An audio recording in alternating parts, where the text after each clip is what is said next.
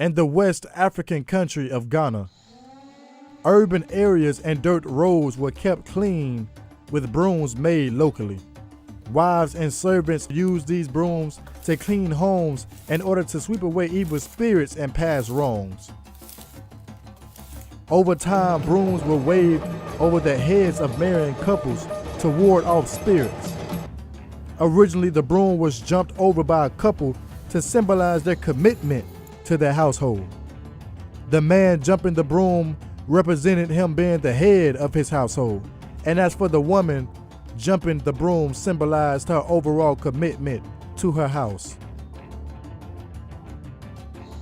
Jumping the broom eventually declined in Ghana, but survived in America because of slaves. It just really represents a new beginning for a couple. You have the traditional kiss when they announce you husband and wife, but that jump is your first step together into your new life together. It's just a representation of Black love from the beginning of time. Is how we, started our lives together once we got married. What goes into making a broom? It's really just usually decorated based on the couple's wedding colors and their decor. The few times I've decorated a broom, I just tied matching ribbon to the handle and added like fresh orchids to the top part of the broom. It's a very simple process. Sometimes there are people that sell those online completely done up with rhinestones and crystals and ribbon, and you can order it from Etsy or something like that. So again, it's just depending on the couple's taste or style.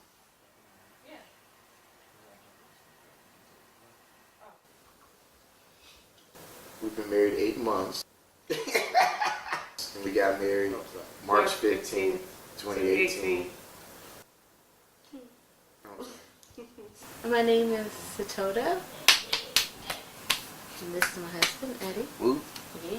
And we are the Langfords. We got married. When did we get married? March 25th, 2016. So jumping the broom, it's about sweeping away, right? When it's sweeping away like that your clean past, slate, sweeping away your past. It's like you sweep away you being a single person and you jump over into this new life of husband and wife. There is definitely some importance to bringing in those old traditions into your wedding, but it's definitely based on the bride and the groom. Some people want to remember things like jumping the broom because those are things that their mothers and fathers and great grandmothers and great grandfathers did at their wedding, so they want to continue that tradition. I think that a part of playing jumping the actual broom is if a person has done it, if it's something that's traditional within that family. I feel like it's only appropriate if you feel some connection towards other relatives or other African Americans who were enslaved. For instance, for you, like the significance of you jumping a broom would have been like you're just jumping a broom. Like, yes, you're African American, but your roots aren't from America, African American. right, from America, African American. Your mom was a first generation Ethiopian, your dad first generation Jamaican.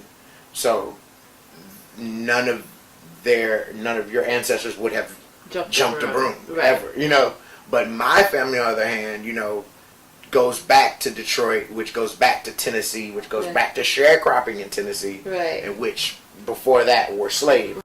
Even though it's a jumping into a new beginning, a lot of newer modern couples don't like the idea or the tradition from where it stems from, and it being slavery. My interpretation was that I felt like they jumped the broom because they couldn't use other rictuals that they wanted to use back home in Africa. Like they were forced into jumping the broom, almost like chitterlings or pig feet. Like, we've grown to love that, but it was because it was leftovers. Right. So we've used our essence and our optimism, to turn it into a tradition, but in reality it's the scraps from the master's table. Okay, we probably do about close to 40 weddings a year, maybe. That may be pushing it. And out of those, we probably see couples jump in the broom maybe 2 to 3 times. I actually DJ weddings, and I've been to, I'll say, like a good 10 weddings. I don't think I've seen I feel like anybody one person jump may have jumped the broom. broom. I'll say one. I'll say one. Just because I feel like I have a memory of I it. But I don't know if it comes from But it movies. definitely wasn't like the center of attention. Hey, Right. hey, we're jumping the broom. Because, you know, back in slavery times, that was like Kiss the Bride. When I hear about it, it hasn't been any weddings that I've seen. It's only been from research and things that I've heard of. None that I've seen. I think it's really based on where you're from and who you are. We'll probably see that more so in a lot more of Southern weddings than, you know, brides and grooms getting married up north, because it is really, you know, Southern folks are very true to tradition. And so I just think it really depends on the bride and the groom. We're getting further and further away from slavery now, to where, Right. you know, that tradition, it's a little harder to keep doing, especially if you're not getting married, you know, compared to other traditions like recipes and songs, Where you're cooking and you singing. know, things like that. I think are still alive and well. I think the weddings where they do jump the broom, you have that little extra moment of excitement. We did not jump the broom. We did not jump the broom. We did not jump the broom. But it's not so much of a difference between just a kiss and a kissing and jumping the broom. When I got married, it didn't come up for some reason. We just didn't think about it, but I'm also Episcopalian, and so our weddings are very traditional. And so, you know, what you do really has to be according to the church's tradition. And not saying that wouldn't have been accepted, I just didn't think of that aspect of my wedding myself. And I wish I would have. I'm first generation American. My family is all immigrants. My father's family is Jamaican. My mom's family is Ethiopian. So it just wasn't a part of our culture, like the Ethiopian culture, the Jamaican culture, to jump the broom. And Jamaican, the only real tradition is that you have to have curry goat. And we had curry goat, Yeah, right? we had curry goat. As far as what it meant, we still did that. We just didn't do the tradition of jumping the broom, the actual Right. broom. So that whole symbolism of, you know, you coming together as one is still there. We're still doing a tribute saying we've thrown away our past lives as individuals, and are now moving into a life of, you know, as one. I wasn't an advocate for it. I wasn't opposed to it as Eddie really wanted to, but for me it wasn't even like a consideration, honestly. We get it, but Maybe it just seemed really old-fashioned. Once African Americans were able to use wedding rings to symbolize their union, the tradition of jumping the broom began to die. And I've studied slavery and our culture. And I think I put a little bit of thought into whether to jump the broom or not. And I think it boiled down to, do I want to perpetuate the memories of slavery? I felt like I was continuing something negative. And I mean, my understanding is the same. I definitely understand its significance in history, and I think we may have talked about it, like hey, do we want to do it? And we had just decided not to. I mean, we didn't think about doing it, but I guess we looked it up or something, though. yeah. Like, we just must to have see had a what conversation yeah. about it. But, yeah, we decided not to do it. It wasn't really, like, on the table. The stigma was that the only way to show a union between slaves was to jump over a broom. Why should the tradition live on when it represents a hard time for black people? There are little things that we see consistently and traditionally where the couple showcases their love and their union that are pretty traditional, you know, hooking the arms as they toast their very first toast, or linking arms as they cut their cake together as one. We wanted our wedding to feel like it was 2016, you know, we wanted it to feel brand new, but yeah, you know, still show respect for, you know, older traditions, you know, daddy-daughter dance and, you know, typical things, kiss the bride and the procession, and it was, you know, had some traditional things to it, but And to me, that's like the point of the wedding. First dance, father-daughter dance. You got flower girls, Okay. had Bible Boy. We had Bell Girl. We had the honorable mention table for anybody who had passed away that couldn't come, like our grandparents and elders. Put a spin on weddings. Like, you don't have to stick to old traditions. In more modern weddings, couples are tying the knot by blending of the sands or even perhaps a family unity candle. There are so many different ways to showcase your union throughout your wedding and reception. Just little things, you know, the unity ceremony portion of the wedding where both sides bind their families together. We did a unity candle, one for me, one for Eddie, one for our parents individually, and then Harris, which is Eddie's daughter, my stepdaughter, did one as well. That we lit it together to signify our union as a new family.